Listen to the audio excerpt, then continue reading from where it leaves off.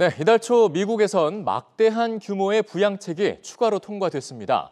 교육 부문에도 유례 없이 큰 지원금이 배정됐는데 어떻게 쓰이는지 우려점은 없는지 짚어보겠습니다. 최희영 기자 자리했습니다. 안녕하세요. 안녕하세요. 네, 자 일단 교육 부문에 어느 정도의 예산이 투입이 되고 어떻게 쓰이는 겁니까?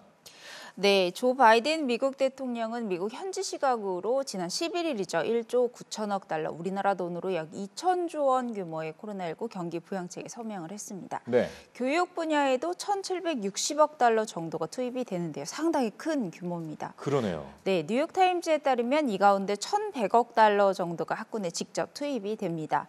저소득층 학생들에게 이제 교육을 제공하는 주와 학군은 한 명당 더 많은 지원금을 받게 됩니다. 예.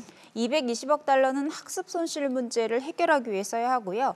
장애 학생들을 위한 프로그램에 26억 달러가 또 노숙 학생들을 찾고 지원하는 데도 8억 달러가 배정됐습니다. 예. 나머지 기금은 학군이 알아서 판단해서 활용할 수 있도록 됐습니다. 네, 그러니까 정리해보면 교육 분야에만 우리 돈으로 거의 200조 원이 들어가니까 정말 막대한 규모인데 근데 문제는 아직까지 목적성이 좀 뚜렷하지 않아서 낭비될 우려가 있다고요?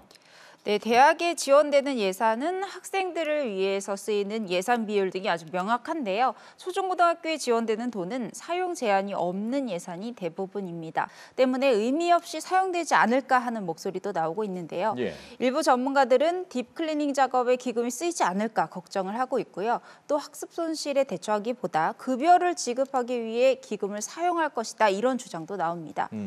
월스트리트 저널은 사설에서 실질적으로 조 바이든을 지지해온 노동조합에 대한 10년어치 보조금이다 이렇게 지적을 하기도 했습니다. 네, 말씀하신 대로 정말 막대한 규모인 만큼 적절하게 잘 사용이 돼야 될 것 같고요.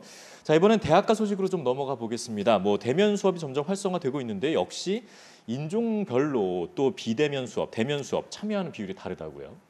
네, 그렇습니다. 워싱턴 포스트가 보도를 했는데요. 미국 연방정부가 낸 자료를 보면 지난 1월 기준으로 공립학교 절반이 풀타임으로 대면 수업을 재개한 것으로 나타났습니다. 네. 그런데 이 대면 수업에 참여한 학생들을 들여다봤더니 인종 간의 차이가 있었습니다.